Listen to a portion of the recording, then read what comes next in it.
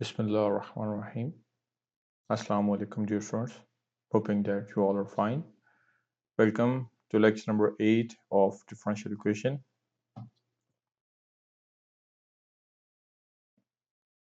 In the contents of today's lecture, we will study how to solve the linear equation of first order. Before going into the detail of today's content, let me give you a recall what we have studied in the last lecture. In the last lecture, we studied the concept of integrating factor.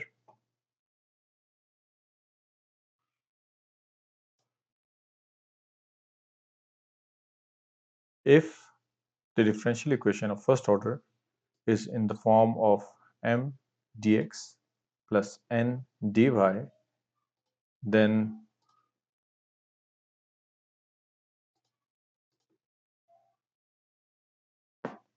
the equation following the condition that partial m by partial y is not equals to partial n by partial x means that the differential equation is not an exact differential equation. It do not generate exact differential. If the differential equation is not an exact differential equation, then we can convert that differential equation to an exact differential equation with the help of a special kind of a function, and that function is named as the integrating factor. In the last lecture, we studied the integrating factor from a differential equation of first order by different methods. Let me give you a small review of how for those methods were. If partial m by partial y minus partial n by partial x by n gives you a function of x only, then the integrating factor is written by this representation. If partial n by partial x minus partial n by partial y divided by m gives you a function of y only, then the integrating factor u is given by again an expression of exponent. If the given equation is homogeneous in nature and xm plus yn is not equals to 0, then u can be written like this.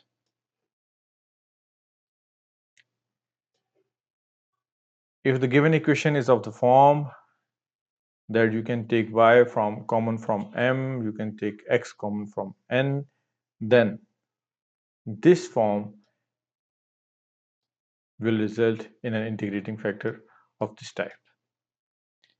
ये वो revision थी जो last lecture में आपने topic पढ़ा था integrating factor का, उसके हवाले से। अब हम देखते हैं कि अगर हमारे पास लीनियर डिफरेंशियल इक्वेशन आ जाए, फर्स्ट ऑर्डर की लीनियर डिफरेंशियल इक्वेशन, तो हमने इंटीग्रेटिंग फैक्टर कैसे निकालना है और first order linear differential equation को सॉल्व कैसे करना है। Linear differential equation, one of the famous terms used in all kind of equations, that is equation may be linear, may be non-linear. अब हम सबसे पहले देखते हैं कि लीनियर डिफरेंशियल इक्वेशन की रिप्रेजेंटेशन क्या होती है और कैसे रिप्रेजेंट की जाती है।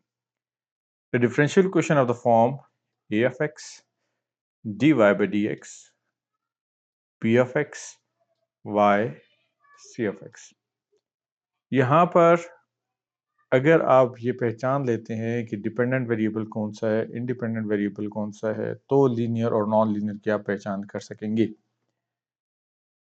सिंपल वर्ड्स में आपको बता दूं कि अगर हमारे पास dy by dx लिखा है, तो जो वेरिएबल नोमिनेटर में होता है ऊपर होगा, जिसका डेरिवेटिव ले रहे हैं, इसे नॉर्मली डिपेंडेंट कहते हैं। जो डिनोमिनेटर में होता है ये इंडिपेंडेंट कंसिडर किया जाता है, जिससे डेरिवेटिव ले रहे हैं। अब जिनको मैंने डिपेंडेंट और इंडिपेंडेंट भी रिप्रेजेंट किया है, जिनका मैंने कहा है कि ये डिपेंडेंट है और ये वाला इंडिपेंडेंट है, इनको देखते हुए हम बताते हैं कि ये इक्वेशन लीनियर है या नॉन लीनियर है। अगर dy by dx का coefficient function of independent variable हो, मींस के x की फॉर्म में हो या कांस्टेंट की फॉर्म में हो, y शामिल ना हो, आई रिपीट माय स्टेटमेंट, अगर आपके पास dy by dx का जो कोफिशिएंट है वो इस तरह के रिप्रेजेंटेशन में हो कि उसमें x आता है तो बेशक आए, और कोई चीज आती है तो भी हमें कोई इश्यू नहीं, बट y नहीं होना चाहिए। सेम इज द केस जो सेकंड टर्म है जिसमें y लिखा है, साथ उसका जो कोफिशिएंट लिखा है, ये जो कोफिशिएंट है it could be a function of x or any other thing, that means a constant, but it must not contain any dependent variable, इसमें y नहीं होना चाहिए। Same is the case c of x, ये x को x की form में हो सकता है, कॉन्स्टेंट्स की फॉर्म में भी हो सकता है, मगर y इसमें नहीं होना चाहिए। Then we will say that this differential equation of the first order is called a linear differential equation. It can also be written like, if you divide the whole equation with a of x, तो dy by dx plus p of x y is equals to q of x। यहाँ पर बात को repeat करता हूँ, जो p of x है ये सिर्फ x का फंक्शन है, जो q of x है ये सिर्फ x का फंक्शन है। p of x में y नहीं होना चाहिए, q of x में y नहीं होना चाहिए, तो हम इसे लीनियर डिफरेंशियल इक्वेशन कहते हैं। अब आगे आती है बात कि इसे हम सॉल्व कैसे करेंगे। While finding the solution of these linear differential equations, the general solution of the first order linear differential equation is given by y is equals to u of x q of x dx plus c u of x, where u of x is equals to exponent of this thing, and this expression is called the integrating factor. If it is an initial value problem, then use it to find the constant c. That means if it is an initial value problem, then you have to move toward the particular solution. But if it is not an initial value problem, तो आप general solution पे बात को ख़त्म कर देंगे। ये जो फॉर्मूला गिवन है, आप इसे मेमोराइज करना चाहें या नहीं करना चाहें, it is all up to your choice. अब हम आगे बढ़ते हैं, मगर यहाँ पर जो इम्पोर्टेंट बात है आगे बढ़ने से पहले मैं वो बता दूं कि u ऑफ x क्या है। u of x integrating factor है। इंटीग्रेटिंग फैक्टर क्या होता है? Integrating factor non exact equation को एग्जैक्ट इक्वेशन में बदल देता है। यहाँ पर भी u का यही काम है। अब बात आती है कि u कैलकुलेट कैसे करना है। जब आप लीनियर डिफरेंशियल इक्वेशन को इस फॉर्म में लिखेंगे तो सिंपल जो p ऑफ x है, अगर आप इसे इंटीग्रेट करते हैं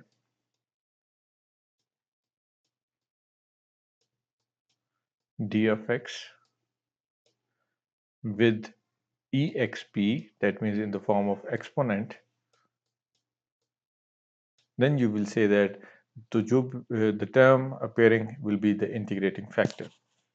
अब इंटीग्रेटिंग फैक्टर जब अपीयर हो जाए तो उसे सॉल्व करने के लिए आप डायरेक्ट टेक्निक चूज करते हैं या उसे एग्जैक्ट के मेथड से चलते हैं। अगर वो एग्जैक्ट इक्वेशन बताता है तो वेल एंड गुड, तो अब आगे ये आपकी अपनी चॉइस है कि उसे अब आप कंप्लीट कैसे करते हैं। Moving toward the summary of the steps कि हमने लीनियर डिफरेंशियल इक्वेशन को कैसे सॉल्व करना है। सबसे पहली बात, आप इक्वेशन को अपनी प्रॉपर फॉर्म में लिखें।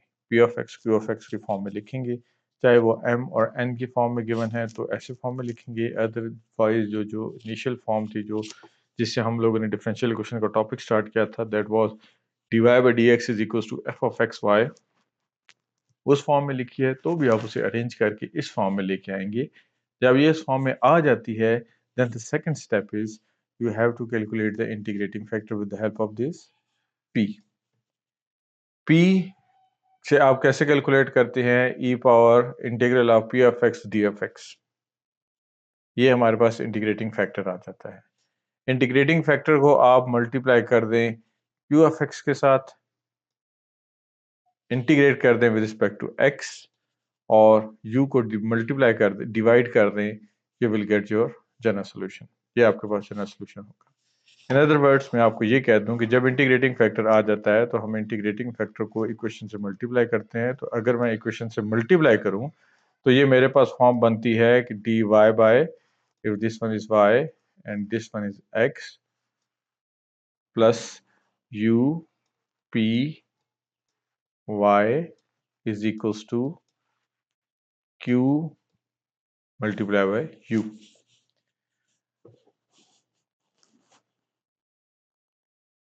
अगर आप इस टर्म्स को देख, it could be further written as integral of u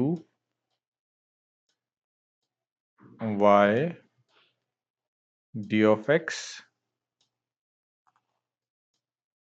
dy by d of x uy is equals to integral of u q. At the end ये जब आप कैलकुलेट करेंगे you will get this equation. So आप ये formula इसे कह लें, formula याद करते हैं तो याद कर लें, अदरवाइज जो मैं क्वेश्चन में टेक्निक यूज करूंगा आप उस टेक्निक को फॉलो करते हैं. It is all up to your choice. उसकी कोई कंडीशन नहीं, कोई रिस्ट्रिक्शन नहीं. Now let us move toward the questions, the examples that will explain exactly the method how to solve the linear differential equations. Example 1 is initial value problem. Solve the initial value problem. The function is trigonometric function in the equation. Y prime represents the derivative, that is means dy by dx plus tan of x y is equals to cos square x. यहाँ पर आपको ये बात clear होनी चाहिए, this tan of x is basically the p, this cos square x basically the q. ये आपके पास initial value, initial conditions हैं. हम इनिशियल कंडीशंस को लेंगे और p और q को लेके पहले जनरल सॉल्यूशन फाइंड आउट करेंगे. जनरल सॉल्यूशन फाइंड आउट करने के बाद what we will do is use the initial conditions to find particular solution or the value of the constant used in the general solution. Once that constant is found, then we will put it back into the expression, the final expression that will be the final solution of the problem. Step 1, write it in the form of p and q. p अलग कर लें, q अलग कर लें. जैसे कि मैंने आपको बताया है, p is equals to tan of x and q is equals to cos square of x. Second step, the integrating factor. Integrating factor क्या था? Integrating factor was e power exponent e power जो p होगा उसको आपने integrate करना है with respect to the independent variable. Independent variable her question में x नहीं है लाजमी हो, जो क्वेश्चन जिस तरह की डिमांड करेगा उस तरह का होगा. यहाँ पर x है, so the independent variable is x, so p को x के रिस्पेक्ट से इंटीग्रेट करेंगे और e की पावर में लिख देंगे. यहाँ पर इंटीग्रेट कर दिया अलग से tan ऑफ x को, तो tan ऑफ x होता है नॉर्मली साइन बाय कॉस. नीचे जो डिनोमिनेटर में कॉस है उसका डेरिवेटिव माइनस साइन होता है, तो माइनस ये उस वजह से अपीयर हुआ, नेचुरल लॉग जनरेट हुआ, so it will be natural log of second x. Log की ये प्रॉपर्टी होती है कि लॉग के साथ जो भी नंबर लिखा हो that could be written in the form of power. तो ये पावर बन जाएगा. जब पावर बनेगा तो cos minus one of x is named as, नहीं, cos of x power minus 1 will be named as secant x. Now we will write it in the form of this expression जो पहले मैं आपको बता चुका हूँ. अभी तक जो चीज़ कैलकुलेट की है it is simply the exponent and the whole integral in the power of an exponent की कैलकुलेट कर ली है जिसकी वैल्यू आई है natural log of secant x. अब जब आप इसे e की पावर में लिखेंगे तो ये बन जाएगा natural log of secant x sec of x. तो नेचुरल लॉग और एक्सपोनेंट एक दूसरे का इन्वर्स होते हैं. They will cancel out the fact of each other. Second x will be there final result.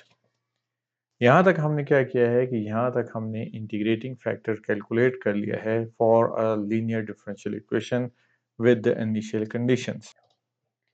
अब ये जो मेरे पास इंटीग्रेटिंग फैक्टर आया है that is second of x. Second of x को मैंने इक्वेशन से मल्टीप्लाई कर देना है जो मेन इक्वेशन थी प्रॉब्लम की. तो मेरे पास बन जाएगा secant x dy by dx plus secant x tan x y is equals to secant x cos square x. उस सारे को सॉल्व करके जब मैंने जो मैंने आपको कैलकुलेशन बताई थी I will try to write कि वो थी क्या.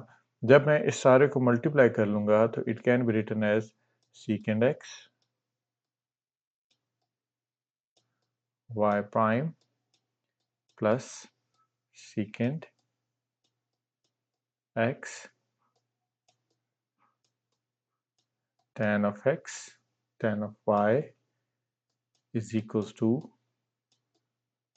secant x into cos square x, ये बन जाएगा।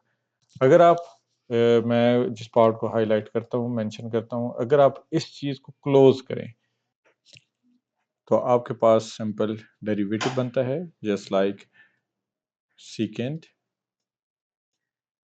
x y secant cos square x with dy by d of x, ये टर्म बन जाती है। अगर आप इस लेफ्ट हैंड साइड को क्लोज करें तो आपके पास डिफरेंशियल बनता है इस फॉर्म में, with the differential of x। अब हमने क्या करना है कि our target is to find the value of y, जो हमारा solution होगा, then we will integrate both sides with respect to x। तो आपके पास with the help of fundamental law of calculus d by dx के complete हो जाएगा, remove हो जाएगा, secant x रह जाएगा, y रह जाएगा, और इस साइड को आपने इंटीग्रेट करना है। इंटीग्रेट करने के लिए आप सिंपली क्या करेंगे, right this integral equals to integral right this function. जब आप ये इंटेग्रल लिखेंगे और साथ ये पूरी टर्म जब लिखेंगे तो डी बाई डी एक्स और इंटेग्रल रिमूव हो जाएंगे, सिंपल रह जाएगा secant x Y.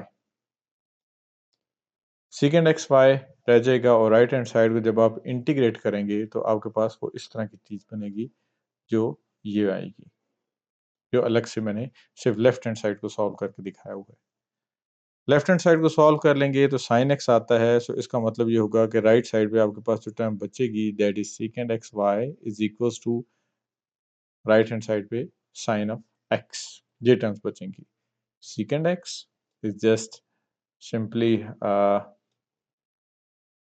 Function, sine x right side पे बचा था, plus C integrating constant, so this is the final general solution of the problem. y को अलग कर लें, ये जनरल सॉल्यूशन का कहलाता है।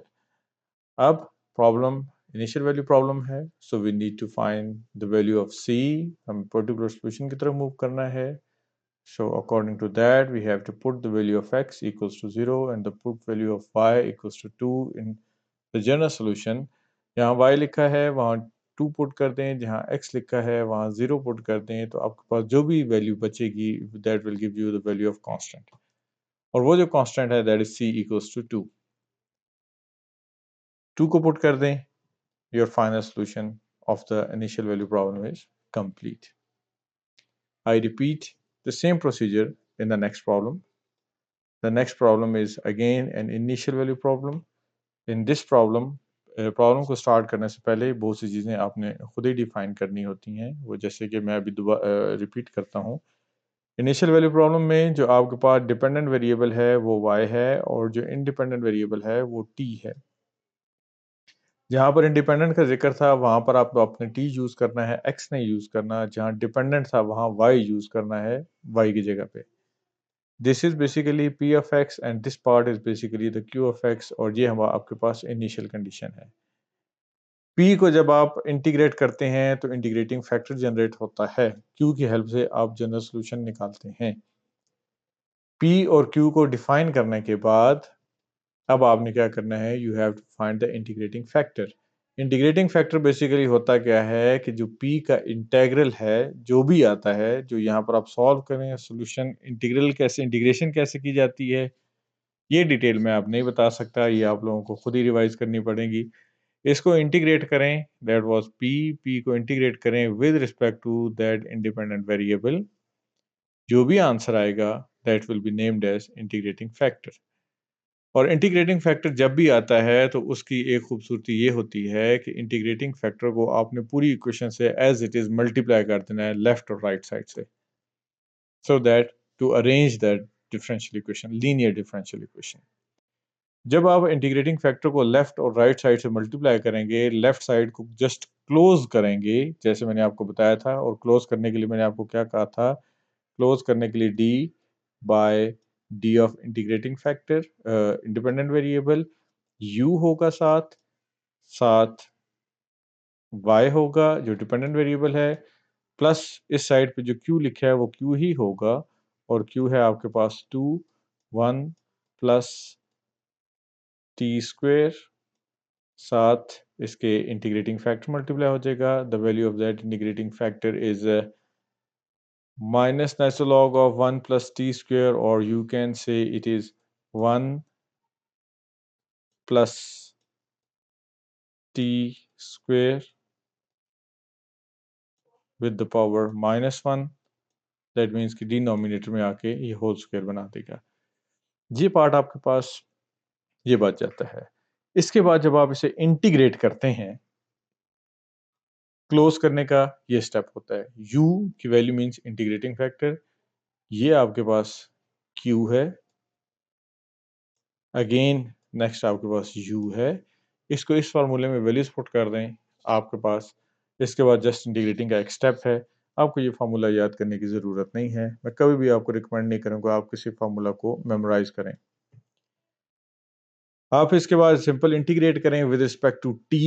तो जिस लाइन को मैंने हाईलाइट किया है, जिसे मैंने फार्मूला का नाम दिया है, वो लाइन ऑटोमेटिकली आएगी, आपको कुछ याद नहीं करना पड़ेगा। इस तरीके से जो सोल्यूशन आता है, that will be the general solution of the problem. That general solution will be converted into particular solution with the help of initial condition। जो जनरल सोल्यूशन आया है वहाँ पर x की जगह पे 0 पुट करें और y की जगह पे 0.4 पुट करें। You will get the value of the constant of integration. यहाँ पर अब मैं आता हूँ, जो लिखा हुआ है यहाँ पर, जो राइट हैंड साइड है उसको इंटीग्रेट करना सिर्फ बताया गया है कि राइट हैंड साइड को u q को कैसे आपने इंटीग्रेट करना है। चाहे आप डायरेक्ट फार्मूला यूज करें या डायरेक्ट फार्मूला यूज नहीं करते, in both the cases you have to integrate this part. जब भी पोलिनोमियल्स आते हैं, normally we use that is called partial fraction. Partial fraction की टेक्निक को यूज करते हैं। 1 प्लस टी स्क्वायर को स्प्लिट कर लेते हैं टू पार्ट्स में। टू पार्ट्स में कन्वर्ट करने के बाद वी हैव टू इंटीग्रेट। और अगेन इंटीग्रेट करने की ज़्यादा डिटेल नहीं बता सकता, क्योंकि पहले भी बहुत दफ़ा डिस्कस हुई है, और हर दफ़ा मैंने आपको यही रिकमेंड किया है कि move toward your calculus book और कैलकुलस नोट्स, ताकि आप इंटीग्रेशन को समझ सकें और रिवाइज कर सकें। Once you are done with your integration, you will get your general solution and use the initial condition to calculate the particular solution, the constant in the general solution, the value of the constant that will appear, put that value in the general solution। इस solution में put करेंगे, your answer is complete। ये simple सी एक linear differential equation है, जिसे हमने solve करना है with the help of an integrating factor. अपने कॉन्सेप्ट को मज़ीद एक्सप्लेन करने के लिए मैं आपको एक और एग्जांपल डिटेल से समझाता हूँ।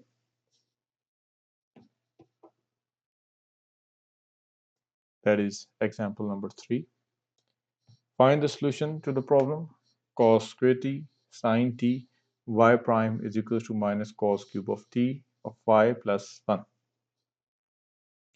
सबसे पहले और सबसे इम्पोर्टेंट बात कि क्या ये लीनियर डिफरेंशियल इक्वेशन है। अगर ये लीनियर डिफरेंशियल इक्वेशन है तो इंटीग्रेटिंग फैक्टर फाइंड करेंगे और आगे बढ़ेंगे। अगर ये लीनियर इक्वेशन नहीं है तो हम इंटीग्रेटिंग फैक्टर फाइंड नहीं करेंगे।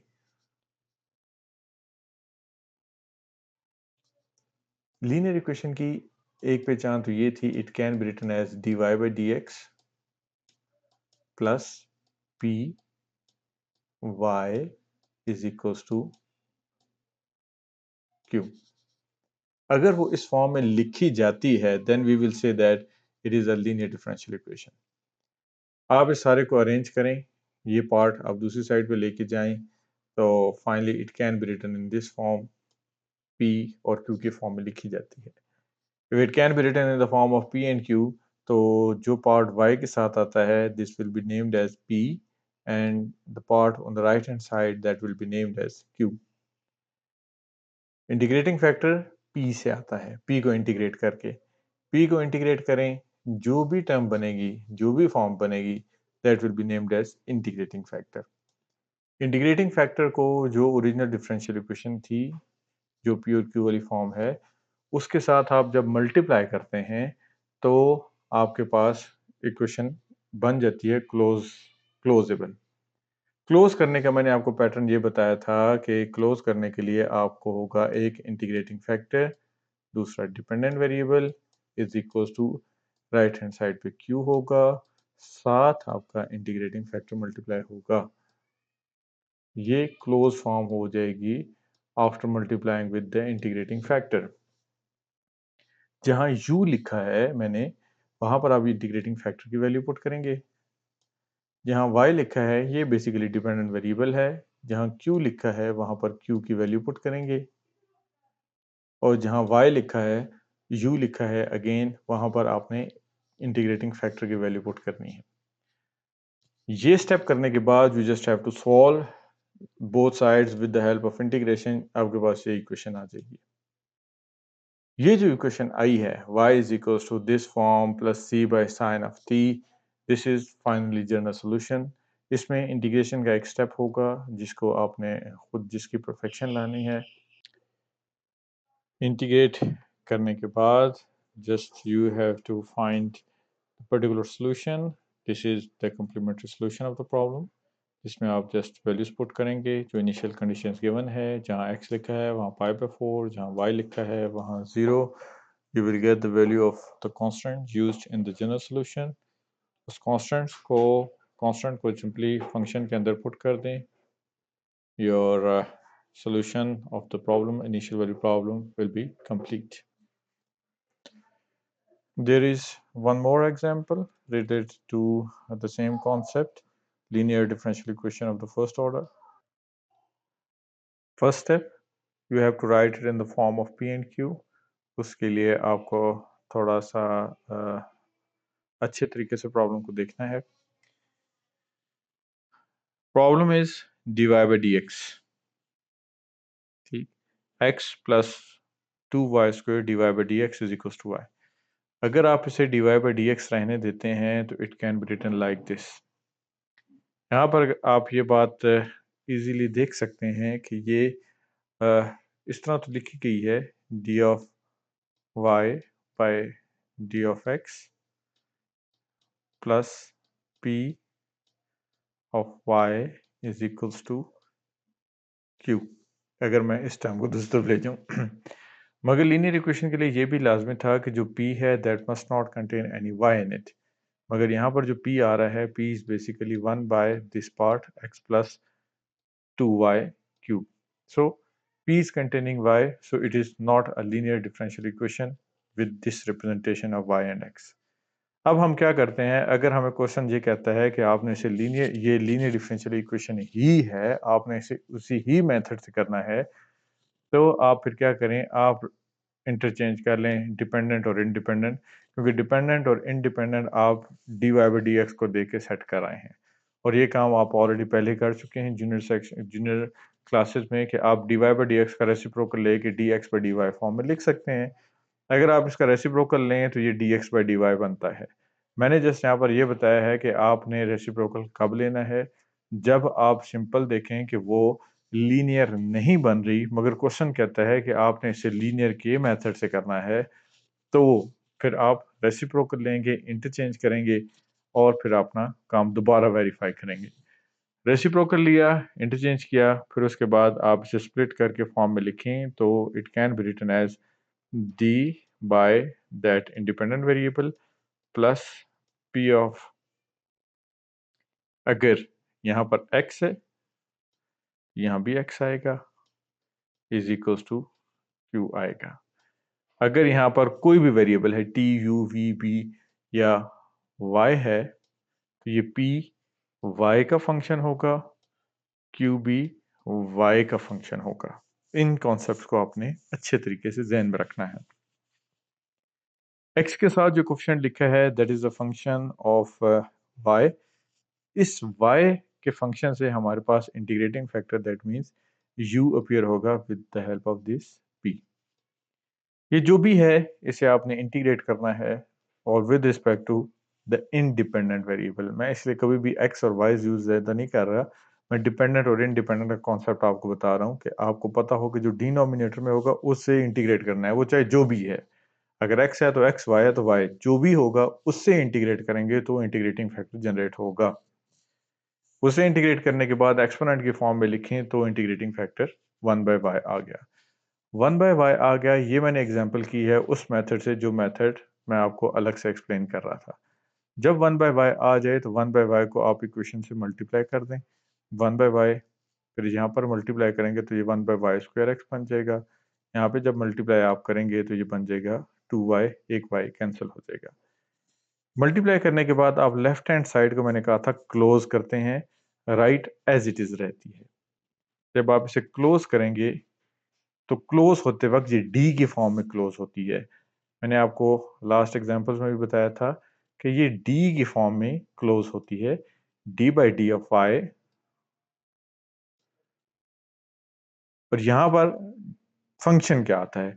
फंक्शन मैंने आपसे ये कहा था कि आता है पी, नहीं सॉरी पी नहीं, मैंने आपसे कहा था कि यहाँ पे आएगा आपके पास एक इंटीग्रेटिंग फैक्टर u, साथ जो डिपेंडेंट वेरिएबल है वो डिपेंडेंट वेरिएबल है x, वो आएगा। u है 1/y, वो आ गया। जब आप लेफ्ट हैंड साइड क्लोज करते हैं, राइट एज इट इज रहती है, फिर नेक्स्ट स्टेप में आपने इंटीग्रेट करके इस डिफरेंशियल को यहां से रिमूव करना है। dy बाई डी है, डी बाई डी वाई है, तो आपने with respect to y integrate करना है, तो सिंपल x बाई वाई रह जाएगा, डी बाई डी वाई खत्म हो जाएगा। इधर आपने y से इंटीग्रेट कर लिया, इंटीग्रेटिंग कांस्टेंट आ गया, आपके पास फंक्शन x की फॉर्म में कंप्लीट हुआ। जो डिपेंडेंट वेरिएबल होता है फंक्शन उसके फॉर्म में कंप्लीट होता है। अगर ये इनिशियल वैल्यू प्रॉब्लम होती तो हम c कैलकुलेट करते, अगर ये इनिशियल वैल्यू प्रॉब्लम नहीं है तो c कैलकुलेट नहीं करेंगे, अपने काम को यहीं पे वाइंड अप करेंगे और नेक्स्ट क्वेश्चन या नेक्स्ट प्रॉब्लम की तरफ मूव करेंगे। सिमिलरली हमारे पास और भी एग्जांपल्स हैं, मैं इस एग्जांपल को ज़्यादा एक्सप्लेन नहीं कर रहा क्योंकि इस एग्जांपल में कोई ऐसी टेक्निकल बात नहीं है, सिंपल आपको बताया गया है कि आपने अरेंज कैसे करना है। जब तक p और q की फॉर्म में आप देख ना लें कि ये लीनियर इक्वेशन है, उस वक्त तक आप इंटीग्रेटिंग फैक्टर या सोल्यूशन की तरफ नहीं जाएंगे। पी और क्यू की फॉर्म में क्यों रखते हैं हम? इसलिए रखते हैं कि हम इस बात की गारंटी कर रखें कि जो डिफरेंशियल इक्वेशन हम सॉल्व कर रहे हैं या जिसका इंटीग्रेटिंग फैक्टर फाइंड करने लगे हैं वो वाकई लीनियर डिफरेंशियल इक्वेशन थी।